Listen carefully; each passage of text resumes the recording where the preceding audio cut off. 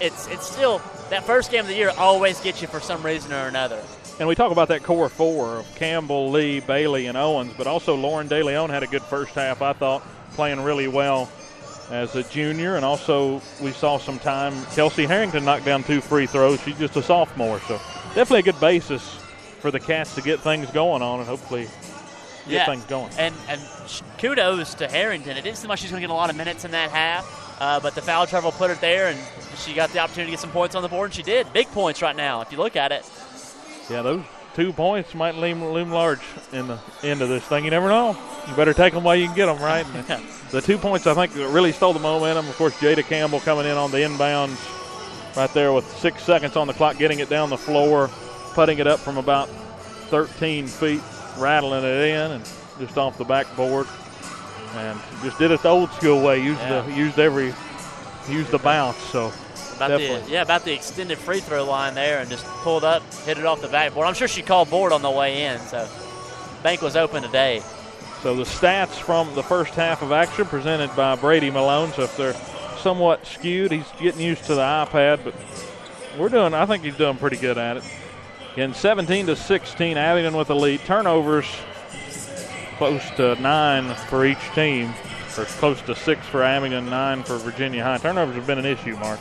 Yeah, I mean, both teams seem just to have the ball slipping out of your hands, but then you also contribute the physicality of the defense. I mean, you don't have all these fouls for no reason, that's for sure.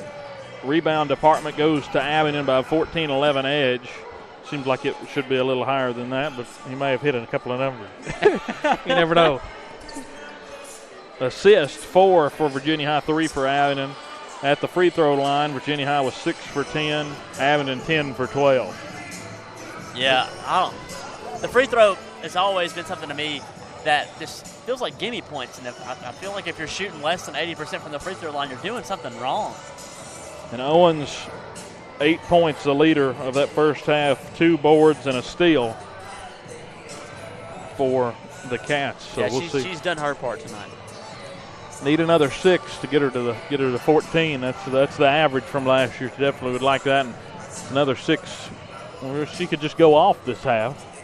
We wouldn't hold it against her, right? Hey, if she drops 40 this half, I'm not mad at her. All right, Mark, we got about 6 minutes, 50 seconds to go here in the show, and let's talk about how big of an issue is it, do you think, Abingdon owning the board so far?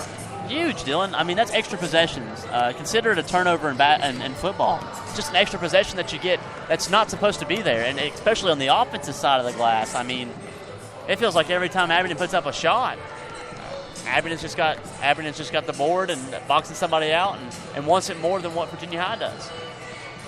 So far, Abingdon with a 1-point lead as we're in the halftime segment of tonight's broadcast. Again, coming up after this game, we'll be getting ready for the boys' varsity game against Abingdon. So make sure you stay tuned as it's Coach Rasnick's first game back at the helm at Virginia High. So we're excited to get him. Isn't he? He is amped. We're excited to get ready to call the boys varsity action coming up around 30 minutes after this one is over. Again, you can just check into the stream. We'll go live probably sometime around 7:15, 7:20. It'll be available there for access. And to sort of carry over from football season, Mark, we're still in football season, so we can talk a little bit about what's going on this weekend. We're not going to talk about off-the-field issues, which I'm sure that you could tell us all about. But let's talk about these championship games coming up, and we got a big one tonight at 8 o'clock, USC versus Stanford for the Pac-12 title. Gosh, you know the crazy thing about it just seems like one of the Washington teams should have made it into this game, but Stanford just squeaked their way in. Honestly, I love Bryce Love. I love what he's able to do. Sam Darnold's too inconsistent for me, but I want to make a Tennessee reference here, and I hope T. Martin comes away with a win tonight. You hope T. Martin gets the win there, the offensive coordinator. All right, let's go on down. This is, again, a pick'em show. We usually do this for football. Notes, so. da-da-da. Oh, you're going to get out. You're going to keep it recorded here. 20 Memphis at UCF in the American Athletic Conference Championship game. Oh man, I think Scott Frost blows one. I think he's thinking too much about Nebraska. Nebraska on his mind. I think Mike Norvell comes away with it in Tiger High. I'm gonna go Memphis too. I try to be a closet Memphis fan sometimes after they beat Ole Miss a couple of years ago. So. Riley Ferguson, he's done his part. In that other game, I'm gonna go USC. You didn't get my pick there, so we're matching each other so far. TCU at Oklahoma, first Big 12 championship game in a long time. 7-point favorite Oklahoma. Yeah. Baker Mayfield versus TCU. Gary Patterson's defense kickoff at 12:30. Let me have Baker Mayfield. I think he's that guy. He is too good. Baker Mayfield is probably the best player in all of college football right now. All right, here's the big one. 4 o'clock, we're looking at number 6 Georgia, number 2 Auburn. Winner seems to be the shoe-in to make it into the playoff. Auburn, no doubt. Their running back is phenomenal. Auburn's defensive line is phenomenal. And I don't think you just bounce back from losing by 23 points the first time. I got to go Auburn. But the question is, will Kerryon Johnson play? He's in, dude. Nobody's going to miss this game. I would play with 3 broken fingers. I'm going to take Auburn, too. I like Georgia, but now I'm going to go Auburn. Got anything? And also 25 Fresno State and Boise State. That's the Mountain West Championship game. Dr. Perridge in there coming up to us. He gave me a couple of pieces of popcorn. So I got to say, ever since Chris Peterson's left Boise State, I still feel confident in them. I don't know. I like Fresno State, though. Squeaking in the top 25 last week, giving Alabama what a coinky dink they finally get another top 25 win and get Fresno State in there as well. So I'm going Fresno State.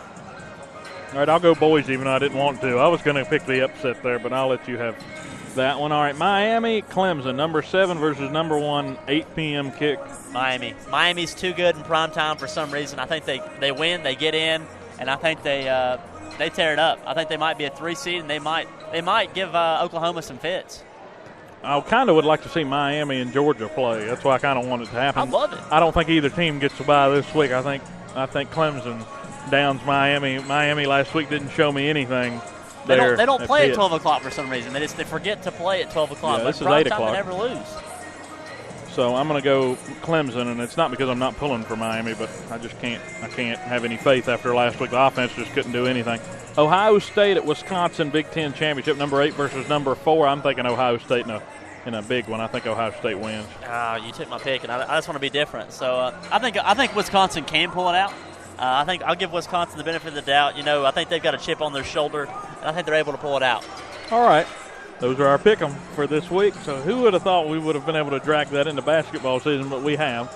It's my favorite segment. Of course we're putting it in basketball. 17-16, Abingdon with the lead here in Game 1 of the girls' varsity basketball season here on Bearcat Radio. And, Mark, let's go ahead and talk about what do you expect to see here in just a few short minutes? I'll tell you what, I think Coach Timmons was pretty fired up about all the turnovers and sloppiness of his offense. I think we're going to see that cleaned up a little bit, and I expect to see Grace Hess make more than a couple free throws in the second half for Abingdon. See a little bit more ball movement, too. Oh, yeah. Virginia High seemed so stagnant the whole first half, it seemed. Like, I understand they were able to dish it around the top of the key, but no movement inside at all. It just seemed just pass it around the top of the key and see who wants it. Bearcat team that won their home opener last year, trying to do it again here in 2017, 2018. Again, season tipping off here on the 1st of December, so we're getting close to Christmas. That's hard to believe. I bet we'll have a Christmas-themed show for Bearcat Sports Chat coming up on the 12th. Don't tempt me with a good time. We'll see. Make sure y'all get out there, too. We really do have a good time out there at Buffalo Wild Wings. They're good to us, and they're good to all the people that show up. Make sure y'all get out there, head out that way. Make sure y'all check out BSN as well. They're great to us. And check out State Line Motors right across the state line. They're good to you as well. Tell them Mark sent you and he'll give you $100 off. Do they charge you to say that? The Mark Carr bonus? What? For the $100? Listen, it's part of the creative mind that I have. I told Pat about it, and he hated it at first. He's like, you know what? It's those dumb slogans like that really just sell cars. He said, I'll take it. State Line Motors just across the state line in Bristol. Taylor, now we're on to the second half. Lucas Hobbs, Bristol. Threw me off. VP over here talking to us. Man, that's good about being on the floor, but everybody's talking to us, right? Virginia High controls it to open the second half, trailing by 1. Taylor Owens with the ball inside, throwing it to nobody. Nobody was there, trying to get it, I guess, to Harrington. Abingdon taking the ball back down the floor. This is Hess up. No good on the try on the inside, and a foul over the back as she reached over Harrington, and that's a big foul there on Hess. So I wish couple we of could empty possessions. Yeah, about 3 more of those, and we'd be flying for this Virginia High offense. Amaya Lee with the ball. Still 17-16, Abingdon with the lead. Power went out on the scoreboard. We've lost track of the fouls and the player points. Harrington with the ball, dishes it in the corner to Campbell. Campbell with foul trouble early in this game. Why we haven't got to call her name very often. Amaya Lee with the ball, guarded by Gilbert, who had a 5-point first half. Still dishing it around. Owens back to Harrington, corner, right wing. And a bounce pass out to Lee. Still not a lot going on the inside. This is stagnant. You got to move. You can't sit around with a basketball. Jada Campbell driving off to the left side, lost the dribble. Now she'll have to pick up. 6:50, bounce pass to Lee. Not a lot going on right now for the Cats, down by 1. Just get the momentum here, try to get some points. De Leon cutting across. Had her there if they wanted her, but driving now is Campbell. Fouled, almost got the points, but missed off the front of the rim. She'll go to the line. What a move. Just blew by Grace Hess there and was able to find an open lane and threw her body to the defender and got the whistle. De Leon brought the attention while she was cutting to the inside. She took the defender with her, the backup defender, and then just like that, Campbell recognized, took it to the hoop and have a chance to take the lead here. First free throw, too strong. Have to make the second one, try to get the tie as it's still 17-16. 6:36 here in the third quarter. Second free throw up, no good. Couldn't get it. Missed both of them from the line, Campbell did. And that's odd for her, 66% from the free throw line on the year. Had 271 total points last year. Gets it out on the wing to Abingdon, now back across to Hess. Three-pointer wide open and off the front, barely missed it. You can't leave her that open very often. Campbell with a long rebound, taking it up the floor past the midline. De Leon out on the wing, they'll throw it to her. Driving across, Owens, 3 up and just short. Rebound right underneath the basket. Gibson, and here comes Abingdon on the fast break. Trying to push it down. They had Gilbert, but didn't get it to her. Now back out with the fake shot there. Now throwing it back out wide open from about 18 and no good. But a foul inside, and it's on a post player. It looks like Maddie Gibson fouled for reaching over the back. 5:50. Still no score. Nobody scored here the second half. Might be the first of 35, Dylan. 17-16 Abingdon. Owens set to inbound, and Abingdon trying to press here on the throw-in. De Leon off to the edge. They're going to get it to Sidner as it bounced off the defender and a jump ball. Never throw it in the corner. That's one of the first things you learn. And it rolled to the corner. I don't know how it rolled, but it was there. I think it was tipped by they have Farley. They have Farley standing on the inbounder, Owens. Definitely a long wingspan there for Farley. Tall, too. They'll get it in to Amaya Lee. She's getting double-teamed in the corner, and it bounced off of her, and it'll be a turnover going to Abingdon. Good defense there for the Falcons. Didn't reach, stood there, forced Lee to panic, and she bounced it off her foot out of bounds, and it's a turnover. I'm not very claustrophobic. When that happens, I'll start panicking, too. I don't blame her, do you? No. Hess with the inbound, gets it to Walters. Hess throws it back out to Walters, back out to the top of the key.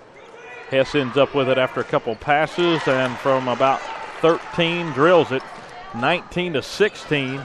Abingdon with the lead. Another set of points and another jump ball as Amaya Lee just got caught there flat-footed, and Abingdon jumped on it. Jump ball, and possession will go to Abingdon. Be quick. Force them to foul you.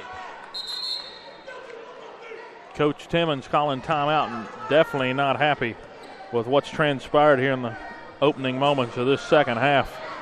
Said, "Don't you look at me." Is definitely disappointed in the way his team's come out. Turnovers still being an issue here early, and not a lot changed. The only thing that I think changed is Grace Hess seems to have found a groove. I don't know if she looks more smooth on the offensive side, smoother on the defensive side.